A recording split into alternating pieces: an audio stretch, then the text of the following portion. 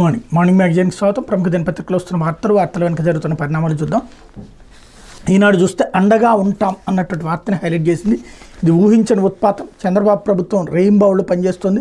డ్రోన్లతో బాధితులకు వస్తువులు పంపిణీ తొలిసారి చూస్తున్న ప్రభుత్వం ఇంత వేగంగా స్పందించకపోతే అపార ప్రాణ నష్టం జరిగేది. గత ప్రభుత్వ తప్పిదాలతో బుడమేరకు ముప్పు. కేంద్ర మంత్రి శివరాజ్ సింగ్ చౌహాన్. భారీ వర్షాలు వరదలతో తీవ్రంగా దెబ్బతిన్న ఆంధ్రప్రదేశ్ కేంద్ర ప్రభుత్వం అండగా ఉంటుందని, అవసరమైన సహకారం అందిస్తుందని కేంద్ర వ్యవసాయ శాఖ మంత్రి శివరాజ్ సింగ్ చౌహాన్ తెలిపారు. ప్రాథమిక అంచనాల ప్రకారం 1.8 లక్షల హెక్టార్లో పంట దెబ్బతిందని, 2 లక్షల మంది రైతులు నష్టపోయారని ఆయన తెలిపారు. జరిగిన నష్టంపై నిపుణుల బృందం అధ్యయనం చేస్తున్నాయని, అది పూర్తవగానే కేంద్రం నుంచి తక్షణ దీర్ఘకాలిక సహాయం తప్పక అందుతుందని చౌహాన్ భరోసా ఇచ్చారు. ప్రధాని ఆదేశంతో తాను వ్యవసాయ సంయుక్త కార్యదర్శి ఇక్కడికి వచ్చామన్నారు. ఇప్పటి వరకు ప్రాథమిక అంచనాలే సిద్ధమయ్యాయని, నష్టంపై పూర్తి అంచనాకు వచ్చాక కేంద్రం నుంచి తగిన సాయం అందుతుందని వివరించారు. ప్రళయంలో విరుచుకుపడ్డ వర్షాలు, వరదల్లో ముంపును గురైన విజయవాడ ప్రజలను ఆదుకునేందుకు ముఖ్యమంత్రి చంద్రబాబు సారథ్యంలో మొత్తం ప్రభుత్వ యంత్రాంగం కలెక్టరేట్నే సచివాలయంగా మార్చుకుని రెయిన్బౌళ్ళు శ్రమిస్తోందని కేంద్ర మంత్రి కొనియాడారు. భారీగా ఆస్తి పంట నష్టం జరిగిన, ప్రాణ నష్టం స్వల్పంగానే ఉండటానికి కారణం అదేనని పేర్కొన్నారు. ప్రభుత్వం అంత వేగంగా సమర్థంగా పనిచేయకపోతే ప్రాణ నష్టం తీవ్రత ఊహకందేది కాదన్నారు. బాధితులను ఆదుకునేందుకు రాష్ట్ర ప్రభుత్వం అన్ని అవకాశాలను వినియోగించుకుందని, డ్రోన్ల ద్వారా పాలు, మంచినీళ్లు, ఆహారం అందజేయడం మొదటిసారి ఇక్కడే చూస్తున్నానని తెలిపారు. ప్రధాని కేంద్ర హోంమంత్రులు పంపినటువంటి ఎన్డీఆర్ఎఫ్ బృందాలు, వాయుసేన, నౌకాదళాలకు చెందిన హెలికాప్టర్లు బాధితులను కాపాడడంలో పూర్తిగా సహకరిస్తున్నాయని చెప్పారు. భారీ వర్షాలు, వరదలకు జరిగిన నష్టంపై ఏర్పాటు చేసిన ఫోటో ప్రదర్శన గురువారం రాత్రి విజయవాడ కలెక్టరేట్లో ముఖ్యమంత్రి చంద్రబాబుతో కలిసి కేంద్ర మంత్రి తిలకించారన్నటువంటి వార్తని హైలైట్ చేశారు. లేకపోతే చంద్రబాబు కంట నీరు, రైతుల కష్టాలను విని సీఎం భావోద్వేగం, వరద ప్రాంతాల సుడిగాలి పర్యటన, పంటు మీద అధికారులతో సమీక్ష, బుడమేరు కాలువపై ఉన్న పాత కాలిబాట వంతెనపై నుంచి గండిపడిన ప్రాంతాన్ని పరిశీలించడానికి వెళ్తున్నటువంటి సీఎం ఫోటోను కూడా ఇక్కడ హైలైట్ చేశారు. లేకపోతే నష్టాలను కేంద్రానికి నివేదిస్తాం. కేంద్ర హోంశాఖ అదనపు కార్యదర్శి సంజీవ్ జిందాల్ నేతృత్వంలో నిపుణుల బృందం వెల్లడి. వరద బాధిత ప్రాంతాల పరిశీలన. రాష్ట్రానికి రానున్న ఆర్మీ ఇంజనీరింగ్ టాస్క్ ఫోర్స్ బృందం సింగనగర్లోని ప్రకాష్ నగర్ వద్ద ట్రాక్టర్పై ప్రయాణిస్తూ వరద ప్రభావిత ప్రాంతాలు పరిశీలిస్తున్నట్టు సంజీవ్ జిందాల్ నేతృత్వంలో కేంద్ర బృందం చిత్రంలో సిసోడియాను కూడా ఇక్కడ హైలైట్ చేశారు. ఇకపోతే నందిగం సురేష్ అరెస్ట్. తెలుగుదేశం పార్టీ కేంద్ర కార్యాలయంపై దాడి కేసులో మాజీ ఎంపీకి 14 రోజులు రిమాండ్. మంగళగిరిలోని తెలుగుదేశం పార్టీ కేంద్ర కార్యాలయంపై 2021లో జరిగిన దాడి కేసులో వైకాపాకు చెందిన బాపట్ల మాజీ ఎంపీ నందిగం సురేష్ను పోలీసులు గురువారం అరెస్ట్ చేశారు. ఆయనకు మంగళగిరి న్యాయస్థానం 14 రోజులు రిమాండ్ విధించింది. ఈ కేసులో సురేష్ 80వ నిందితుడు. హైదరాబాద్కు పరారవుతుండగా సమాచారం అందుకున్న పోలీసులు బుధవారం అర్ధరాత్రి హైదరాబాద్ శివార్లో అదుపులోకి తీసుకుని గురువారం ఉదయం మంగళగిరి గ్రామీణ స్టేషన్కి తరలించారు. సాయంత్రం ఆయన మంగళగిరి మ్యాజిస్ట్రేట్ కోర్టులో హాజరుపరచగా 14 రోజులు రిమాండ్ విధించారు. అంతకుముందు పోలీసులు విచారణకు ఆయన సహకరించలేదు. దీంతో కస్టడీకి ఇవ్వాలని పోలీసులు కోర్టులో పిటిషన్ వేశారు. కార్యాలయంపై దాడికి వెళ్లామని అంగీకరిస్తూనే ఆ సమయంలో తాను అక్కడ లేనని సురేష్ చెప్పారు. గూగుల్ లొకేషన్ ఆధారంగా ఆ సమయంలో అక్కడే ఉన్నట్టు పోలీసులు ఆధారాలు చూపించగా నీళ్లు నవ్వలేరు. అప్పట్లో ఆయన వద్ద ఉన్న గన్మెన్ నుంచి కూడా పోలీసులు సాక్ష్యం సేకరించారన్నట్టు వార్తని హైలైట్ చేశారు. అయితే ఎమ్మెల్యే కోనేటి ఆదిమూలం లైంగికంగా వేధించారు. ఎవరికైనా చెప్తే నా భర్త పిల్లల్ని చంపేస్తానన్నారు. భర్తతో కలిసి వివరాలు వెల్లడించిన బాధిత మహిళ ఎమ్మెల్యేని సస్పెండ్ చేసిన తెలుగుదేశం పార్టీ. తిరుపతి జిల్లా సచివేడ్ ఎమ్మెల్యే కోనేటి ఆదిమూలం తనను లైంగికంగా వేధించారని మహిళ ఆరోపించారు. ఈ విషయం ఎవరికైనా చెప్తే భర్త పిల్లలను చంపేస్తానని బెదిరించినట్టు వెల్లడించారు. హైదరాబాద్ సోమాజిగూడ ప్రెస్ క్లబ్లో గురువారం కొన్ని ప్రైవేట్ వీడియోలు ఆమె తన భర్తతో కలిసి విడుదల చేశారు. ఈ సందర్భంగా ఆమె మాట్లాడుతూ వైకాపా నుంచి వచ్చిన ఆదిమూలాన్ని గత ఎన్నికల్లో సచివేడు తెలుగుదేశం పార్టీ అభ్యర్థిగా ఖరారు చేశారు. నియోజకవర్గ మహిళా అధ్యక్షురాలుగా ఉన్న నేను ఆయన అభ్యర్థిత్వాన్ని వ్యతిరేకించా. ఆయన్నే ఖరారు చేయడంతో పార్టీ నిర్ణయానికి కట్టుబడి ప్రచారం చేసి ఆ సమయంలో ఆదిమూలం నా ఫోన్ నెంబర్ తీసుకున్నారు. ఎన్నికల్లో గెలిచాక పలుమార్లు ఫోన్ చేసి తిరుపతిలో నా హోటల్కి రావాలన్నారు. జూన్ 7 నేను వెళ్ళాను. ఒంటరిగా ఉన్న ఆయన నన్ను బెదిరించి లైంగిక దాడి చేశారు. ఆయన అభ్యర్థిత్వాన్ని వ్యతిరేకించినందుకు నాపై కక్షతో ఈ దారుణాన్ని కొడిగట్టారు. ఈ విషయం ఎవరికైనా చెప్తే నా భర్త పిల్లలను చంపేస్తానని బెదిరించారు. తర్వాత 3 సార్లు బలాత్కారం చేశారు. రాత్రి పగలు తేడా లేకుండా పదే ఫోన్ చేసేవారు. అర్ధరాత్రులు కాలుస్తుండటంతో నా భర్తకు అనుమానం వచ్చి నన్ను గట్టిగా మందలించారు. ఎమ్మెల్యే బెదిరించి లొంగ తీసుకున్న విషయాన్ని మా వారికి చెప్పా. ఇలా చాలామందిని ఆదిమూలం వేధిస్తున్నారని నా భర్త తెలుసుకున్నారు. ఎమ్మెల్యే నిజస్వరూపాన్ని బట్టబయలు చేసేందుకు పెన్ కెమెరాను సిద్ధం చేసి ఇచ్చారు. కోరిక తీర్చకపోతే కుటుంబం మొత్తాన్ని అంతం చేస్తానని ఎమ్మెల్యే బెదిరించడంతో జూలై 10న పెన్ కెమెరాతో ఆయన దగ్గరికి వెళ్ళా. ఎమ్మెల్యే వేధింపులు రికార్డు చేశా. ఆయన ఎమ్మెల్యేగా కొనసాగడానికి తెలుగుదేశం పార్టీలో ఉండడానికి వీల్లేదని అన్ని ఆధారాలతో సీఎం చంద్రబాబు, మంత్రి లోకేష్ దృష్టికి తీసుకెళ్లాం. వెంటనే ఆయన సస్పెండ్ చేయాలని కోరాం. ఎమ్మెల్యే నుంచి మాకు ప్రాణహాని ఉంది అని వివరించారు అన్నటువంటి వార్తల్ని హైలైట్ చేశారు. ఓ మహిళను ఎమ్మెల్యే కోనేటి ఆదిమూలం లైంగికంగా వేధించినట్టు ఆరోపణలు రావడం తెలుగుదేశం పార్టీ ఆయన సస్పెండ్ చేసింది. ఆదిమూలంపై వచ్చిన ఆరోపణలన్నీ తీవ్రంగా పరిగణిస్తూ ఆయన్ని సస్పెండ్ చేసినట్టు తెలుగుదేశం పార్టీ రాష్ట్ర అధ్యక్షుడు పల్లా శ్రీనివాసరావు ప్రకటనలో చెప్పారన్నటువంటి వార్తని హైలైట్ చేశారు. ఇకపోతే బుడమేరు విస్తరణలో కోట్లు బొక్కేశారు. అర్ధాంతరంగా పనులు ముగించిన వైకాపా సర్కార్ అయినా గుత్తేదారులకు బిల్లులు చెల్లింపు, నాయకులు గుత్తేదారులు కుమ్మక్కై తవ్విన మట్టి అమ్మకం, అసంపూర్తి పనుల ఫలితమే నేడు పొలాలను ముంచెత్తిన వరద. వైకాపా ప్రభుత్వం బుడమేరు విస్తరణ పనులను పూర్తి చేస్తుంటే ఇప్పుడు భారీగా వచ్చిన వరద నీరు సవ్యంగా వెళ్ళి ఉండేదని జలవనరుల శాఖ నిపుణులు విశ్లేషిస్తున్నారు. కానీ జగన్ ప్రభుత్వం ఆ పనులను ప్రీ క్లోజర్ ముందస్తు ముగింపు పేరుతో అర్ధాంతరంగా రద్దు చేసింది. దీనిలో కొందరు నేతలు అధికారులు గుత్తేదారులతో కుమ్మక్కే కోట్లు స్వాహా చేశారు. ఇప్పుడు అదే జగన్ మానవ తప్పిదం వల్లే విజయవాడ నగరం మునిగింది అంటూ నిందలు మోపుతున్నారు. గత ప్రభుత్వం విస్తరణ పనులు అర్ధాంతరంగా ఆపేయడం వల్లే బుడమేరుకు ఇప్పుడు రికార్డు స్థాయిలో వచ్చిన వరద పొలాలను ముంచెత్తింది అన్నటువంటి వార్తని హైలైట్ చేశారు. లేకపోతే రాష్ట్రానికి తప్పిన వాయుగండం, పశ్చిమ మధ్య బంగాళాఖాతంలో అల్పపీడనం, ఒరిస్సా పశ్చిమ బెంగాల్ వైపు పైన రాష్ట్రానికి వాయుగుండం ముప్పు తప్పింది. పశ్చిమ మధ్య వాయు బంగాళాఖాతంలో ఉత్తరాంధ్ర, దక్షిణ ఒడిశా పరిసరాల్లో గురువారం అల్పపీడనం ఏర్పడింది. ఇది ఉత్తర దిశగా కదులుతూ వాయు బంగాళాఖాతంలో వాయుగుండంగా బలపడబోతుంది అన్నటువంటి వార్తని హైలైట్ చేశారు. ఇకపోతే సాక్షి వచ్చేటప్పటికి బాబు తప్పిదమే ముంచేసింది అన్నటువంటి వార్తని వీళ్ళు హైలైట్ చేశారు. ప్రోటోకాల్ తొంగలో తొక్కి వెలగలేరు గేట్ల ఎత్తడంపై ఇంజనీర్లు సాగునీటినప్పుడు విస్మయం. శనివారం ఉదయమే ప్రభుత్వానికి సమాచారం ఇచ్చామన్న వెలగలేరు డి వరద విజయవాడ చేరడానికి 20 గంటలు పడుతుందని చెప్పినట్టు వెల్లడి. లోతట్టు ప్రాంతాలను అప్రమత్తం చేసేందుకు సమయం ఉన్న ప్రభుత్వం అలసత్వం. చంద్రబాబు ఇంటి ముప్పుతో శనివారం అర్ధరాత్రి గేట్లు ఎత్తేయాలని ఆదేశం. ఈ చారిత్రక తప్పిదమే బుడమేరు విలయానికి కారణం అంటున్న ఇంజనీర్లు నిపుణులు. కృష్ణాలో బుడమేరు ప్రవాహం కలిసేందుకు అడ్డంకిగా రాధాకృష్ణ యాక్టివ్ పవర్ ప్లాంట్ వరద వెనక్కి ఎగదనడంతో బీడీసీ కరకట్ట గండి. తరచూ లోతట్టు ప్రాంతాల మునక 2 ప్లాంట్ల నిర్మాణానికి ఉమ్మడి రాష్ట్రంలో అనుమతించిన చంద్రబాబు కనీసం 12 గంటల ముందు కలెక్టర్, ఆర్డీఓ, తహసీల్దార్, ఎస్పీ, డిఎస్పీ, సిఐలకు సమాచారం ఇవ్వాలి. లోతట్టు ప్రాంతాల ప్రజలను అప్రమత్తం చేసేలా చాటింపు వేయించాలి. పునరావాస శిబిరాలకు తరలించిన తర్వాత గేట్లు ఎత్తాలి. కానీ ఆ ప్రోటోకాల్ అంతా వదిలేశారు. శుక్రవారం బుడమేరు పరివాహక ప్రాంతంలో భారీ వర్షం కురిసింది.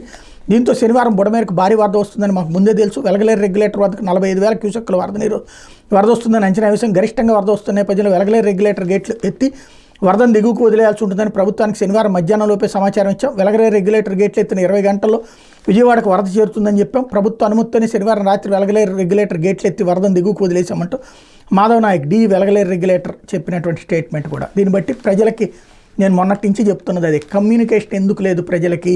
ఆ రోజు సాయంత్రం 6:30 గంటలు పడ్డాయి, అప్పటి నుంచి కూడా ఎందుకు కమ్యూనికేషన్ లేదు అన్నటువంటిది అదే అసలు ప్రశ్న. ఇప్పుడు వాస్తవాలతో సహా బయటపడ్డాయి. అయితే కాలనీలో కన్నీళ్ళే.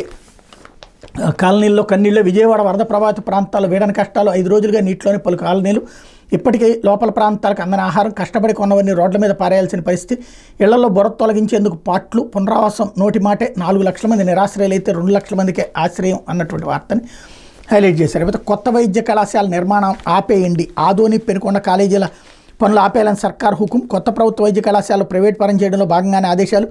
పీపీపీ విధానంలో అప్పగించేందుకు చంద్రబాబు ప్రభుత్వ నిర్ణయం. 17 కొత్త ప్రభుత్వ వైద్య కళాశాల నిర్మాణం చేపట్టిన వైఎస్ జగన్ ప్రభుత్వం. 5 పూర్తయి గత ఏడాది 750 సీట్లు అందుబాటులోకి. ఏడాది మరో 5 ప్రారంభానికి చర్యలు తీసుకున్న గత సర్కార్ ఆ ప్రక్రియను కొనసాగించుంటే మరో 750 సీట్లు అందుబాటులోకి. పేద విద్యార్థుల ఆశలకు గండి కొట్టేలా చంద్రబాబు ప్రభుత్వం ఆదేశాలు అన్నటువంటి వార్తని హైలైట్ చేశారు. అయితే మాజీ ఎంపీ సురేష్కి 14 రోజులు రిమాండ్. విజయవాడ డిప్యూటీ మేయర్ భర్త కూడా అరెస్ట్. ఇద్దరిని కోర్టులో హాజరుపరిచిన పోలీసులు. విచారణ పేరుతో 8 గంటల పాటు వేధింపులు. సురేష్కి మద్దతుగా స్టేషన్కి తరలిొచ్చిన నేతలు, కార్యకర్తలు. కక్ష సాధింపులో భాగంగానే అక్రమ అరెస్టుకు భయపడేదిలో సురేష్ సతీమణి బేబీలత అన్నటువంటి వార్తని హైలైట్ చేశారు. అయితే టీడీపీ ఎమ్మెల్యే ఆదిమూలం రాసలేళ్లు మాట్లాడాలంటూ హోటల్కి పిలిచి అఘాయిత్యాలకు తెగబడ్డారు. భర్త పిల్లల్ని చంపేస్తానని బెదిరించి దారుణానికి పాల్పడ్డారు. నిత్యం ఫోన్లు, అర్ధరాత్రి వేళ మెసేజ్లతో వేధింపులు. ఆయన అగడాలు భరించలేక ఎమ్మెల్యే లీలల రహస్య కెమెరాలు రికార్డు చేసి చంద్రబాబు, లోకేష్కి ఫిర్యాదు చేసినా పట్టించుకోలేదు. గత్యంతరలేక మీడియా ముందుకు వచ్చే చిత్తూరు జిల్లా సచివేట్ టీడీపీ మహిళా విభాగం అధ్యక్షురాలు వరలక్ష్మి సంచలన ఆరోపణ అన్నటువంటి వార్తని ఇక్కడ ప్రధానంగా హైలైట్ చేశారు. ఇకపోతే కొత్త వైద్య కళాశాల నిర్మాణం ఆపేయండి అన్నటువంటి వార్తని ఇక్కడ కూడా హైలైట్ చేశారు. మరోవైపు వివిధ జిల్లాలకు సంబంధించినటువంటి వార్తలను ఇక్కడ ప్రధానంగా తీసుకొచ్చారు. అల్లూరు సీతారామరాజు జిల్లా బోధరాలకు చెందిన మల్లేశ్వర అనారోగ్యంతో మరణించాడు. మృతదేహాన్ని లక్కవరపేట పంచాయతీ గరికబంద వరకు అంబులెన్స్లో తీసుకొచ్చారు. అక్కడి నుంచి దారి సరిగా లేకపోవడం దాదాపు 4 కిలోమీటర్ల దూరం మృతదేహాన్ని బంధువులు డోలీ ద్వారా అతి కష్టం మీద తరలించారు. అట్లా గిరిజనులు డోలీ అవస్థలు తప్పడలే. అల్లూరు సీతారామరాజు ముంచంగిపట్టు మండలం ఏనుగురాయి పంచాయతీకి చెందిన గర్భిణి మహేశ్వరి గురువారం పురిటినొప్పులు రావడంతో ఆసుపత్రికి తరలించేందుకు కుటుంబ సభ్యులు డోలీ కట్టారు. 2 కిలోమీటర్ల కాలినడకను మోసుకొచ్చారు. అక్కడి నుంచి ఆటోలో ముంచంగిపుట్టు పిహెచ్సికి తరలించారు. అలాగే అరుదైన ఇలాంటి 2 అంటే మొన్ననే చంద్రబాబు గారు చెప్పారు కదా, డోలీ కష్టం ఉండడానికి వీలేదు, అంబులెన్సులు పెట్టాం అప్పట్లో తీసేశారని. ఇప్పుడు ఏమైంది అన్నటువంటి తరహాలో రాసుకొచ్చారు. లేకపోతే ఆంధ్రజ్యోతి వచ్చేటప్పటికి తీరని కష్టం, వరద బాధితుల దయనీయగాథలు, సర్వం కోల్పోయిన చిరు వ్యాపారులు, కష్టజీవులు, ఇళ్లలోని వస్తువులని వరదకు ధ్వంసం, మళ్లీ కుదురుపట్టడం కష్టమని కన్నీళ్లు.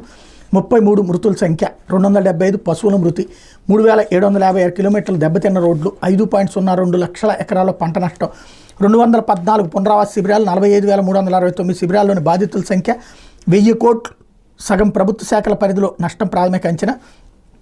సర్వం కోల్పోయిన చిరు వ్యాపారులు, కష్టజీవులు, ఇళ్లలోని వస్తువులని వరదకు ధ్వంసం, మళ్లీ కుదుటి పట్టం కష్టమని కన్నీళ్ళు అన్నటువంటి చిన్న వ్యాపారులు, చిరుద్యోగులు, రోజువారీ కూలీలు, ఇంకెందరెందరో సామాన్య పేద దిగువ మధ్యతరగతి జీవులు.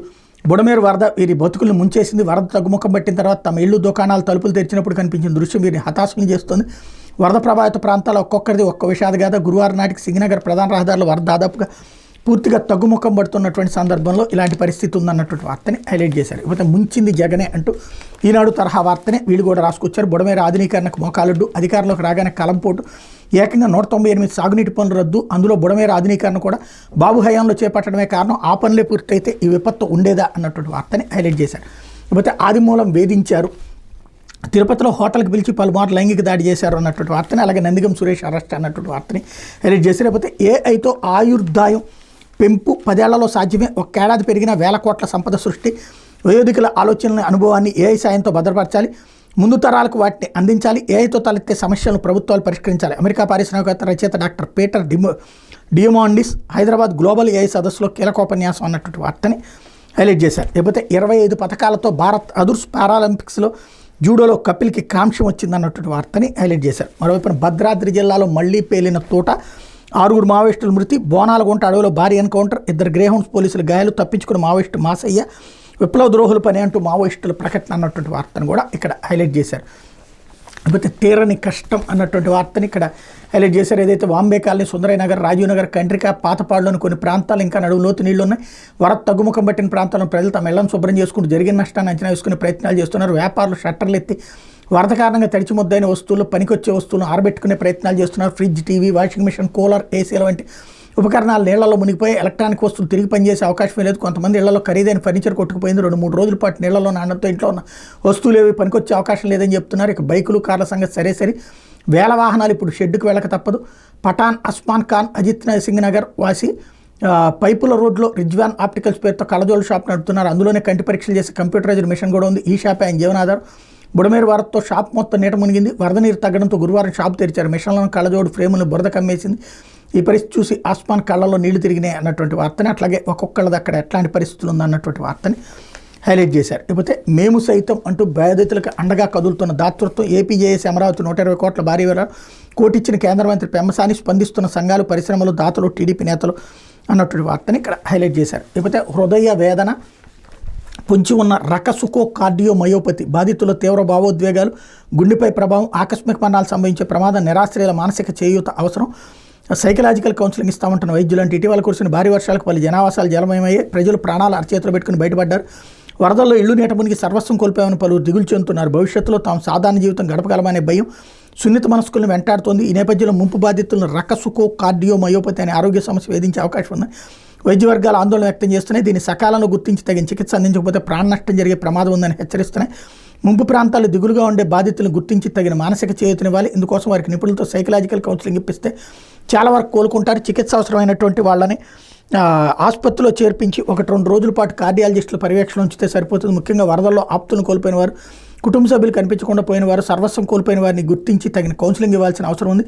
భావోద్వేగాల నియంత్రణలోకి వస్తే కార్డియోమయోపతి ప్రమాదం తొలగిపోతుందని వైద్యులు చెప్తున్నారు అన్నటువంటి వార్తని హైలైట్ చేశారు. లేకపోతే పరిశుభ్రత ముఖ్యం,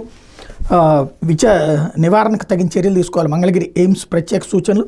వరద ప్రభావిత ప్రాంతాల వరద నీరు తగ్గి సాధారణ పరిస్థితులు నెలకొంటున్నాయి. అయితే వరద నుంచి బయటపడగానే అమ్మయ్య ముప్పు తొలగిపోయిందని భావించడం సరికాదని, ఇప్పుడే సంక్రమిత వ్యాధులు ప్రబల ప్రమాదం పొంచి ఉందని మంగళగిరి ఎయిమ్స్ వైద్య బృందం హెచ్చరించింది. మేరకు వరదానంతరం తీసుకోవాల్సిన చర్యలు, నిర్వహణపై స్పష్టమైన సూచనలు చేస్తూ గురువారం ఓ బ్రోచర్ని విడుదల చేసింది అన్నటువంటి వార్తని హైలైట్ చేశారు. ఇది దినపత్రికలో వచ్చిన వార్తలు వెనకాల జరుగుతున్నటువంటి పరిణామాలు.